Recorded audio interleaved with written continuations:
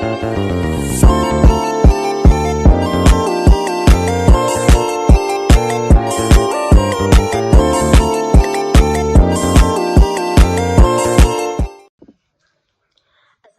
warahmatullahi wabarakatuh. Perkenalkan, nama saya Ardile Medina Pautungan dengan NIM 9414230886 dari kelas B, jurusan Ekonomi Pembangunan, Fakultas Ekonomi dan Bisnis. Baik, di video kali ini saya membuat untuk memenuhi tugas mata kuliah Ekonomi Keuangan dan Perbankan dengan dosen pengampu. Saya sebut dengan hormat Bapak Bobi Ranto PAYU SIME. Baik, di sini saya akan membahas tentang kasus asuransi dari PT Asuransi Asabri. Latar belakang kasus asuransi Asabri. Kasus Asabri merupakan salah satu skandal korupsi terbesar di Indonesia yang melibatkan PT Asuransi Sosial Angkatan Bersenjata Republik Indonesia atau bisa disebut dengan Asabri. Perusahaan asuransi milik negara yang mengelola dana pensiun prajurit TNI, anggota Polri, dan pegawai Kementerian Pertahanan. Asabri didirikan untuk memberikan perlindungan asuransi bagi anggota TNI, Polri, pegawai Kemenham. Namun, dalam perjalanannya dan investasi Asabri diduga dikelola secara tidak profesional dan disalahgunakan untuk kepentingan pribadi pihak-pihak tertentu. Kronologi kasus PT Asuransi Asabri. Pada tahun 2012 sampai 2019, selama periode ini, Direktur Utama, Direktur Investasi dan Keuangan, serta Kepala Divisi Investasi Asabri berkolaborasi dengan pihak eksternal yang tidak memiliki peran resmi sebagai konsultan atau manajer investasi. Mereka bekerja sama dengan Heru Hidayat, Benito Jokorusuputoro dan Lukman Purnomo Sidi untuk membeli atau menukar saham dalam portofolio Asabri dengan saham milik ketiganya. Harga saham tersebut dimanipulasi agar terlihat tinggi sehingga kinerja portofolio Asabri tampak baik.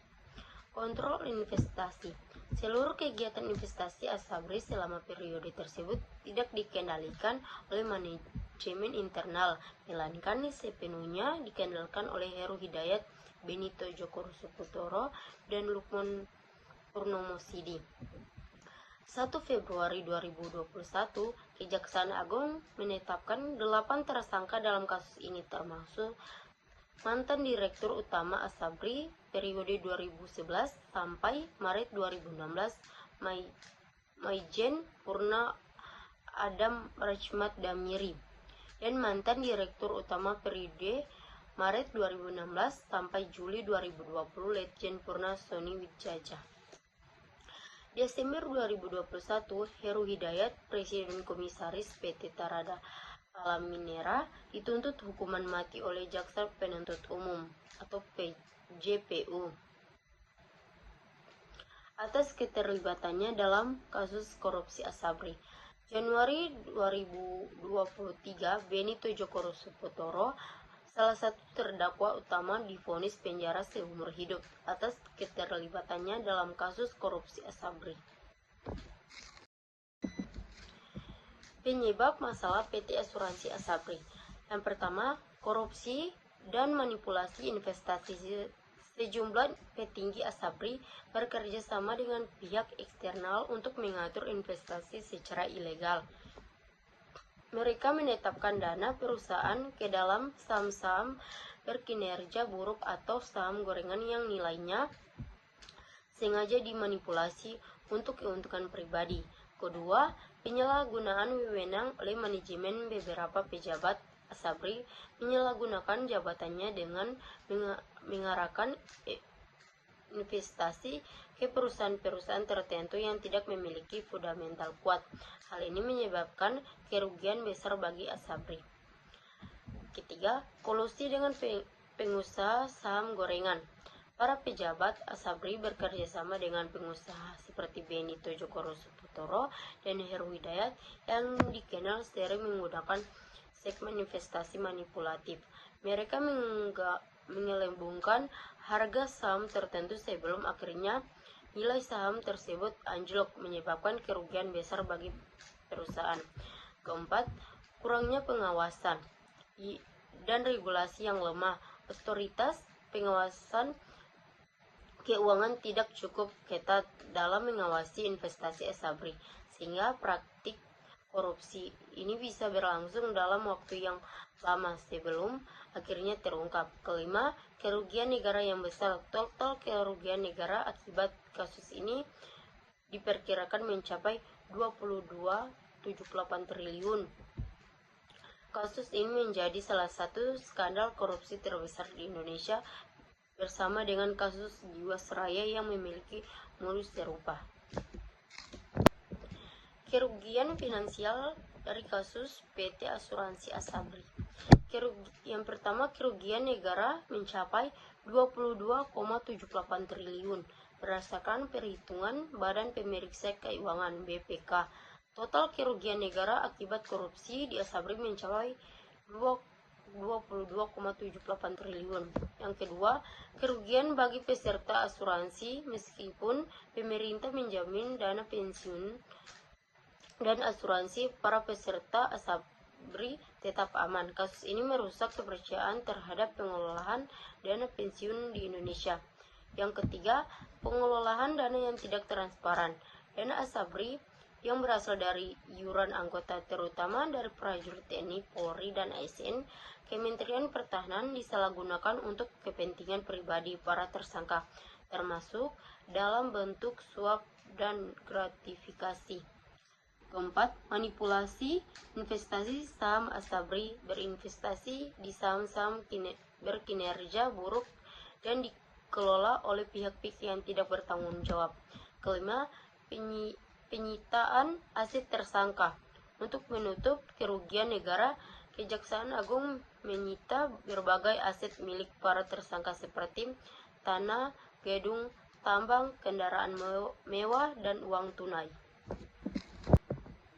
Pihak yang dirugikan dari kasus PT Asuransi Asabri, yang pertama prajurit TNI, Polri, dan ASN di Kementerian Pertahanan. Kedua, negara dan masyarakat umum. Ketiga, investor saham yang terkait dengan portofolio Asabri. Pelanggaran regulasi dari kasus PT Asuransi Asabri. Yang pertama, penyalahgunaan wewenang dalam investasi. Asabri menetapkan dana investasi dalam saham-saham berkualitas rendah atau gorengan yang tidak sesuai dengan prinsip tata kelola investasi yang baik. Hal ini melanggar peraturan Otoritas Jasa Keuangan (POJK) nomor 71/2016 tentang tata kelola perusahaan yang baik bagi perusahaan asuransi. Yang kedua, manipulasi pasar saham. Para terdakwa bekerja sama dengan pihak luar seperti Beni Tojokoro Supotoro dan Heru Hidayat untuk merekayasa harga saham tertentu guna menguntungkan diri sendiri.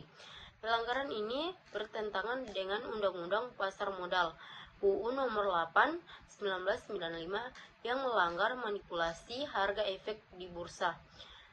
Yang ketiga, pelanggaran prinsip pengelolaan dana asuransi. Asuransi seharusnya mengelola dana peserta terutama anggota TNI, Polri, dan ASN Kemenham dengan prinsip kehati-hatian.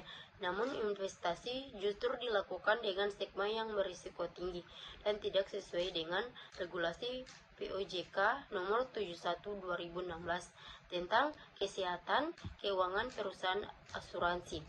Keempat, tindakan pidana korupsi dan pencucian uang.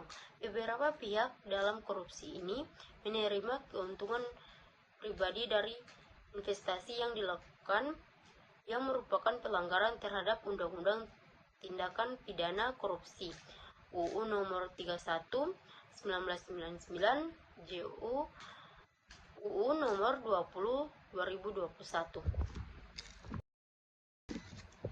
Dampak jangka panjang dari kasus PT Asuransi Asabri. Yang pertama, kerugian finansial negara dan peserta Asabri. Kerugian negara akibat korupsi di Asabri diperkirakan mencapai 22,78 triliun. Dana pensiun prajurit TNI Polri dan PNS Kementerian Pertahanan berkurang drastis. yang bisa berdampak pada penurunan manfaat pensiun mereka. Yang kedua, krisis kepercayaan terhadap industri asuransi dan investasi.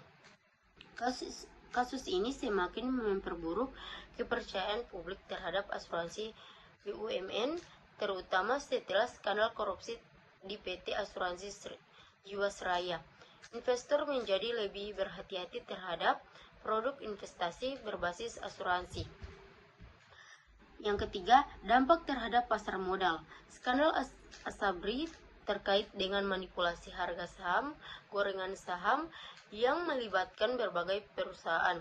Investor retail dirugikan karena saham-saham yang terkait kasus ini mengalami penurunan drastis setelah terbongkarnya skandal.